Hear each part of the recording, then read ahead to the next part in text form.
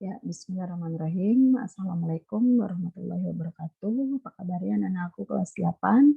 Sehat semua ya. Ibu mengharapkan kalian selalu dalam keadaan sehat selalu. Nah, artinya kalian harus tetap jaga kesehatan. Nah, untuk materi pembelajaran kita kali ini, kita akan belajar mengenai sistem pernapasan. Nah, untuk sistem pernapasan ini, kalian harus mengetahui atau pada saat kita belajar sistem pernapasan ini, tujuannya kalian memahami organ-organ apa saja yang berkaitan pada pernapasan manusia, kemudian mekanisme pernapasan pada manusia seperti apa, ya. Nah, ada pernapasan nanti dada, ada pernapasan perut, kemudian organ yang berkaitan dengan sistem pernapasan itu sendiri, itu kalian harus memahaminya nanti ya. Nah, oleh karenanya Bu Ningsih mengharapkan kalian pahami, simak baik-baik dari materi kita kali ini. Nah, sistem pernapasan pada manusia. Untuk sistem pernapasan pada manusia tentunya ada organ yang berfungsi atau bekerja pada sistem pernapasan manusia. Apa saja? Yang pertama adalah hidung. Nah, hidung di sini dilengkapi dengan rambut hidung yang berfungsi untuk menyaring udara sehingga kotoran tidak masuk ke dalam paru-paru. Kemudian hidung itu memiliki kelenjar lendir yang berfungsi mengatur kelembapan udara. Oleh sebabnya, sebaiknya bernapas itu melalui hidung, bukan melalui mulut. Nah, hidung sebaiknya selalu bersih dan rambut hidung tidak dipotong. Karena apa? Rambut hidung itu tadi berfungsi untuk menyaring udara sehingga kotoran-kotoran itu tidak masuk ke dalam organ pernapasan berikutnya. Kita lihat pada gambar, ya, ini adalah organ hidung, ya. Nah, di sini ada hidung, kemudian ada lubang hidung, lalu ada bagian-bagian organ pernapasan lainnya, ada nasofaring, kemudian ini ada istilahnya sinus frontal di atas hidung ini, kemudian ada sinus sphenoid. Lalu selanjutnya setelah hidung tadi kita akan melewati setelah melalui hidung ya, lalu saluran pernapasan berikutnya adalah melalui trakea, kemudian ada bronkus, kemudian ada bronkiolus. Nah, di mana itu? Kita lihat pada gambar tertera di sini ada trakea.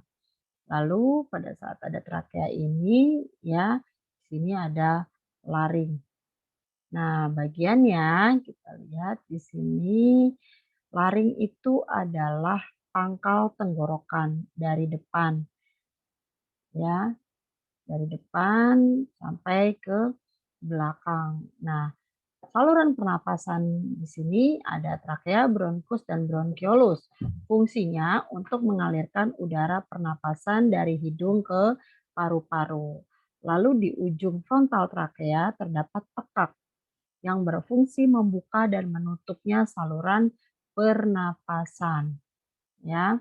Nah, sehingga kalau kita lihat pada daerah setelah hidung, kemudian di bawahnya mulut ini, nah kalian ada mengetahui dua saluran ya. Nah, di sini ada saluran pernapasan dan ada saluran pencernaan. Ini kerja proses penutup pekak tadi ini tidak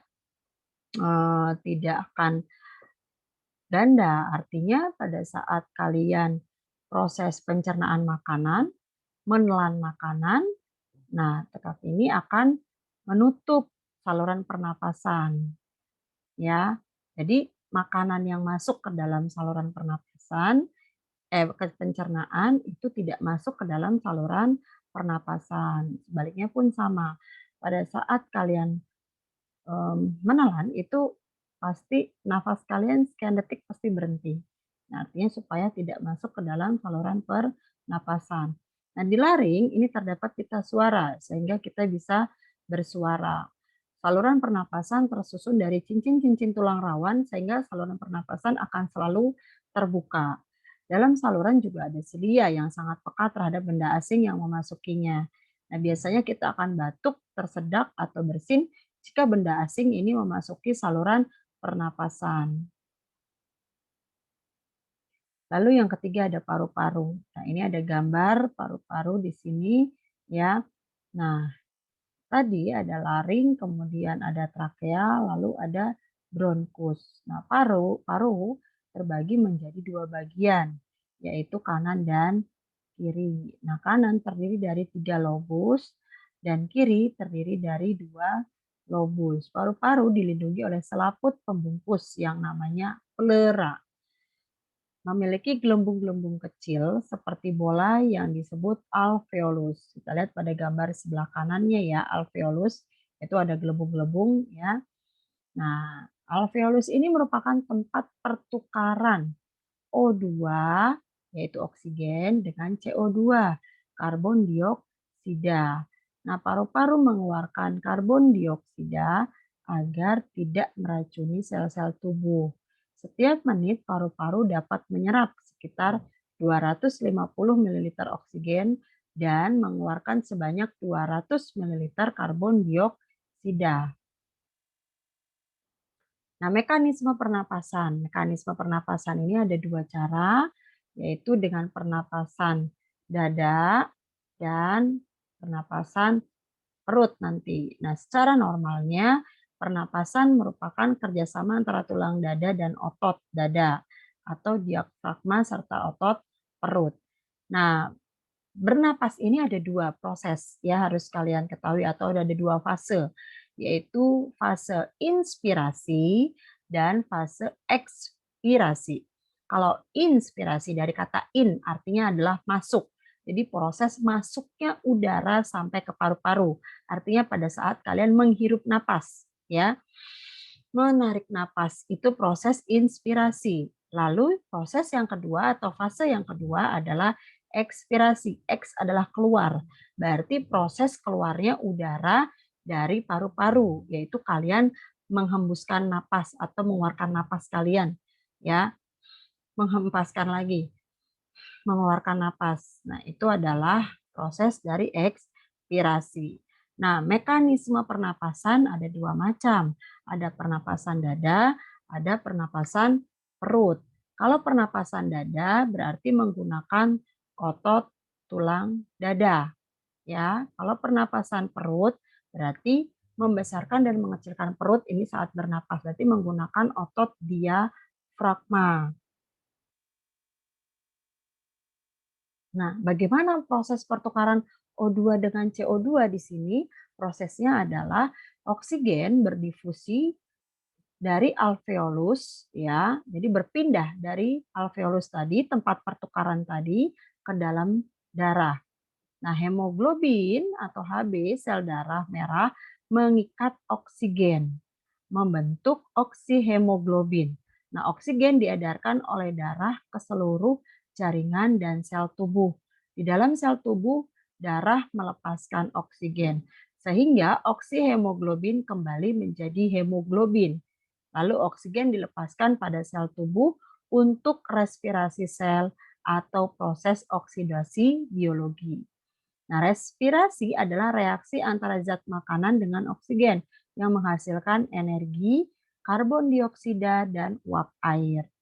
Energi hasil respirasi atau hasil pernapasan digunakan untuk kegiatan tubuh, sedangkan karbon dioksida atau CO2 dan uap air itu dikeluarkan dari tubuh. Ya, buktinya mana kalau kita mengeluarkan CO2? Contoh kalau kalian mengeluarkan napas pada kaca. Nah, dengan di kaca ada terlihat seperti embun ya. Nah, itu adalah proses keluarnya CO2 atau karbon dioksida ya dan uap air. Lalu karbon dioksida ini berdifusi dari jaringan ke dalam darah. Nah, Hb mengikat karbon dioksida membentuk karbaminohemoglobin. Nah, karbon dioksida dibawa ke paru-paru. Di paru-paru, karbon dioksida berdifusi masuk melalui alveolus. Karbon dioksida dikeluarkan melalui saluran pernapasan dan air dikeluarkan dalam bentuk uap air. Begitu seterusnya proses pernapasan, ya. Jadi kalian inspirasi memasukkan oksigen, kemudian mengeluarkan CO2 dengan proses ekspirasi. Nah, ini difusi pertukaran oksigen dari udara dalam alveolus ke kapiler darah dan karbon dioksida berdifusi dari darah ke udara. Pertukaran terus. Ini pembuluh darah ya, pembuluh kapiler. Nah, dari alveolus ini O2 masuk ya. Dari O2 ini akan nanti diedarkan ke pembuluh darah, kemudian CO2 dikeluarkan. Nah, seperti itu seterusnya. Nah, frekuensi pernapasan. Orang normal bernapas itu sekitar sebanyak 12 sampai 15 kali per menit. Nah, frekuensi bernapas dipengaruhi oleh jenis kelamin, aktivitas, dan usia.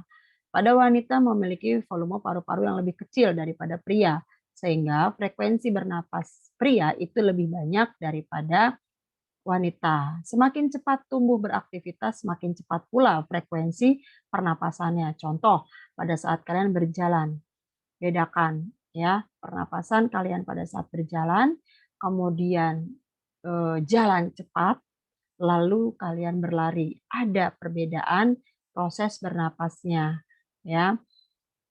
Saat menahan napas, beberapa saat akan membuat kita terengah-engah sehingga frekuensi pernapasan meningkat. Berada di ruang yang sempit dan kekurangan oksigen juga dapat menyebabkan frekuensi pernapasan bertambah cepat untuk memperoleh oksigen yang lebih banyak. Bayi dan balita memiliki frekuensi bernapas lebih banyak dibanding orang dewasa karena volume yang relatif lebih kecil dan sel-sel pada bayi sedang berkembang sehingga butuh pasokan oksigen yang lebih banyak. Volume udara. Nah, ternyata di dalam paru-paru ini ada jumlah udara loh, ya. Volume udara pernapasan pada paru-paru manusia. Nah, ini dalam keadaan normal, ini biasanya 0,5 liter atau 500 cc, ya, jumlah udara yang ada dalam paru-paru. Nah, pada saat inspirasi maksimum, berarti pada saat menarik napas sekuat-kuatnya, itu sekitar 4.800 cc atau 4,8 liter. Nah, pada saat ekspirasi maksimum atau mengeluarkan napas sekuat-kuatnya, ya itu 4,8 liter juga, 4.800 cc. Nah, udara residu yang kita keluarkan pada saat proses pernapasan itu sekitar 1.200 cc. Lalu kapasitas vital paru-paru, kapasitas yang ada di dalam udara ada dalam paru-paru itu sebesar 4,8 liter atau 4.800 cc. Nah, sekarang kita berbicara kelainan dan penyakit pada sistem pernapasan ya. Nah, untuk kelainan pada minggu lalu sudah Ibu sampaikan kelainan pada sistem pernapasan. Nah, ini ada beberapa macam. Yang pertama tuberkulosis atau TBC. Ini disebabkan oleh bakteri Bacillus tuberculosis. Selain menyebabkan radang paru-paru, penyakit ini menyebabkan alveolus tadi, tempat pertukaran O2 dengan CO2 tadi, itu mengandung banyak cairan, sehingga mempengaruhi atau mengganggu proses penyerapan oksigen dan pengeluaran dari karbon dioksida, ya, sehingga napasnya akan sangat sulit, ya. Kemudian yang kedua, pneumonia disebabkan oleh infeksi bakteri, virus, dan jamur.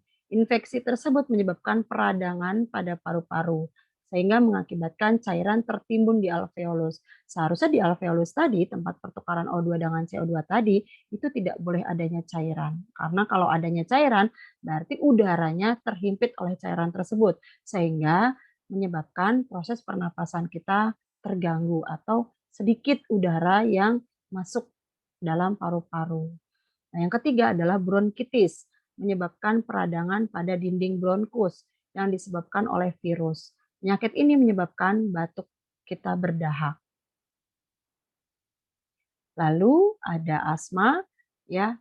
Asma menyebabkan penyempitan saluran pernapasan, ya, pada bagian trakea atau pada bagian bronkus tadi. Nah, penyakit ini disebabkan oleh alergi, ya. Mungkin untuk asma ini kalian tidak asing ya mendengar istilah asma.